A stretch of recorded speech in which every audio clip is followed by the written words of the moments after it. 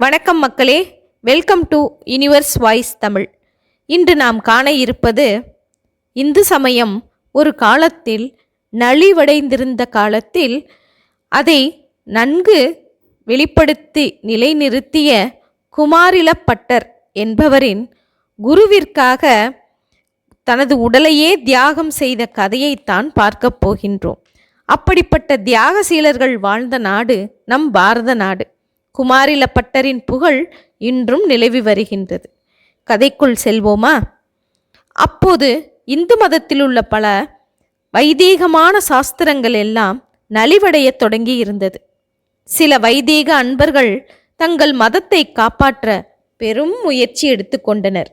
அதற்கெல்லாம் காரணம் பௌத்த மதம் தலையெடுக்க ஆரம்பித்ததுதான். அத்தகைய காலகட்டத்தில்தான் சங்கரரும் இந்து மதத்தின் மேன்மையை நாடு முழுவதும் பரப்பிக் கொண்டிருந்தார். பனாரஸில் அரசாட்சி செலுத்து கொண்டிருந்த அரசனுக்கு ஒரு மகள் இருந்தாள். அவளுக்கு இந்து மதத்தின் மீது அளவற்ற நம்பிக்கை. இந்து மதம் பௌத்தத்தின் தலை தூக்கலால் அழிந்து கொண்டிருப்பதைக் கண்டு மிகவும் வருந்தினாள். காசிராஜனின் அவையில் குமாரிலப்பட்டர் என்னும் பிரம்மச்சாரி முக்கிய பங்கு வகித்து வந்தார். இந்து மத கொள்கைகளில் மிகுந்த பிடிப்புடையவர். சாஸ்திரங்களையும் நன்கு கற்றறிந்த ஞானியும் கூட. காசிராஜனின் மகள் ஒரு நாள் தன் அரண்மனை உப்பரிகையில் மிகவும் வருத்தத்துடன் அமர்ந்து காணப்பட்டாள். தற்செயலாக அங்கு வந்த குமாரிலப்பட்டர், இளவரசியாரே, ஏன் இப்படி வருத்தமாக அமர்ந்துள்ளீர்கள் என்று கேட்க, அதற்கு அவள், இந்து மதம் இப்படி நாளுக்கு நாள் நலிவடைந்து கொண்டிருப்பதை காணும் தோறும் வருத்தமாக உள்ளது. இதை காப்பாற்றுவார் யாருமே இல்லையா என்றாள் கண்ணீருடன். நான் காப்பாற்றுகிறேன், கவலையை விடுங்கள். இந்து மதத்தின் சிறப்பை, அருமை பெருமைகளை உலகிற்கு எடுத்துக்காட்டி மேன்மைப்படுத்துவதே என் வாழ்க்கையின் சிறந்த லட்சியமாக கருதுகின்றேன். அதற்குரிய எல்லா முயற்சிகளையும் இன்று முதலே தொடங்கப் போகின்றேன் என்று அந்த இளவரசிக்கு வாக்குறுதி அளித்தார் குமாரிலப்பட்டர். இந்து மதத்தின் மேன்மையை உலகுக்கு உணர்த்த வேண்டுமாயின் பௌத்த மதத்திலுள்ள குறைபாடுகளை மக்களுக்கு எடுத்துச் சொல்ல வேண்டும்.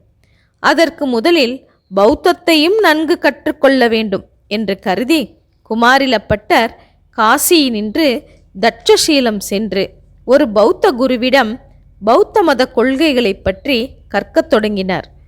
குமாரிலப்பட்டரின் ஆர்வத்தை கண்ட பௌத்த குரு மிகவும் அன்புடன் பௌத்த மதத்தின் நுணுக்கங்களை எல்லாம் தெளிவாக விளக்கி கற்றுக் கொடுத்தார். இப்போது குமாரிலப்பட்டர் பௌத்த மதத்தை நன்கு கற்றிருந்தார். அதனால் தனது லட்சியத்தை ஈடேற்ற பௌத்தம் சிறந்ததா, இந்து மதம் சிறந்ததா என்கிற வாதத்தை தமது குருவிடமே துவக்கினார். கடவுள் உண்டா இல்லையா என்பதுதான் வாதம். மகத அரசரின் முன்னிலையில் வாதம் துவங்கப்பட்டது. கடவுள் உண்டு என்பதுதான் இந்து மதம். கடவுள் என எதுவும் கிடையாது என்பவர்கள் பௌத்தர்கள். பல நாட்கள் விவாதம் தொடர்ந்தது.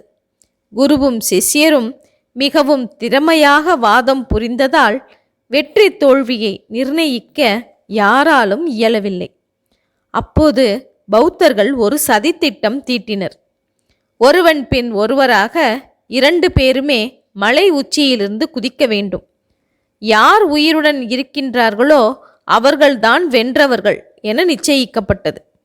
குமாரிலப்பட்டர், பகவானே நம்மையெல்லாம் காப்பவர், ஈஸ்வரர் சர்வஜ்ஞர், சர்வசக்திமான், வேதங்களே பிரமாணம் என்று கூறியவாறு முதலில் குதித்தார். ஒரு சிறு காயம் கூட இல்லாமல் உயிர் பிழைத்து எழுந்தார். பார்த்து கொண்டிருந்த மக்கள் எல்லாம் ஆச்சரியத்துடன் மூக்கின் மேல் விரலை வைத்தனர். அடுத்தபடியாக பௌத்த குரு குதிக்க வேண்டிய கட்டம். எல்லோரும் எதிர்பார்த்து நின்றிருந்தனர். ஆனால் அந்த குருதேவர் உயிருக்கு பயந்து ஓட்டம் பிடித்து விட்டார். முடிவில் வைதீகம்தான் சிறந்தது என்று மக்கள் ஒட்டுமொத்தமாக குரல் எழுப்பினர். பாரதம் முழுவதும் எதிரொலித்தது. குமாரிலப்பட்டரின் லட்சியமும் நிறைவேறிவிட்டது. இந்து சமுதாயமே மகிழ்ச்சி கடலில் திளைத்தது. ஆனால் குமாரிலப்பட்டரின் மனம் மற்றும் சற்று அமைதியின்றி தவித்தது. குருவையிடம் கற்று அந்த குருவையே அவமானப்படுத்தி விட்டோமோ என்கிற குற்ற உணர்ச்சியில் அவர் வருத்தமடைந்தார்.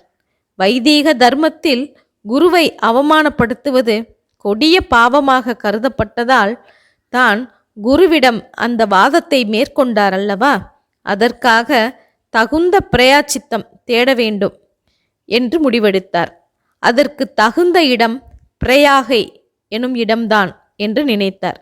அந்த செய்தியை அறிந்து நாட்டில் பல பாகங்களிலிருந்து வந்த வித்வான்கள், அறிஞர்கள், பண்டிதர்கள் என எல்லோருமே பிரயாகைக்கு வந்துவிட்டார்கள்.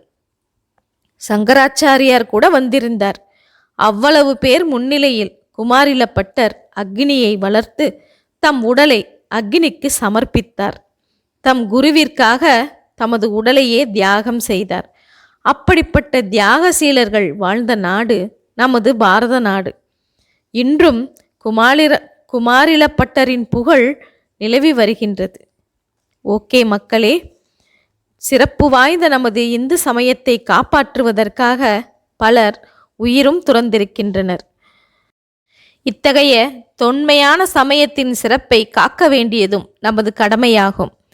ஓகே மக்களே, இது போன்ற இன்னொரு செய்தியுடன் அடுத்து சந்திப்போம். எனது யுனிவர்ஸ் வாய்ஸ் தமிழ் சேனலை இதுவரை சப்ஸ்கிரைப் செய்யாதவர்கள் சப்ஸ்கிரைப் செய்து கொள்ளுங்கள். ஷேர் செய்யுங்கள், மறக்காமல் லைக் செய்யுங்கள்.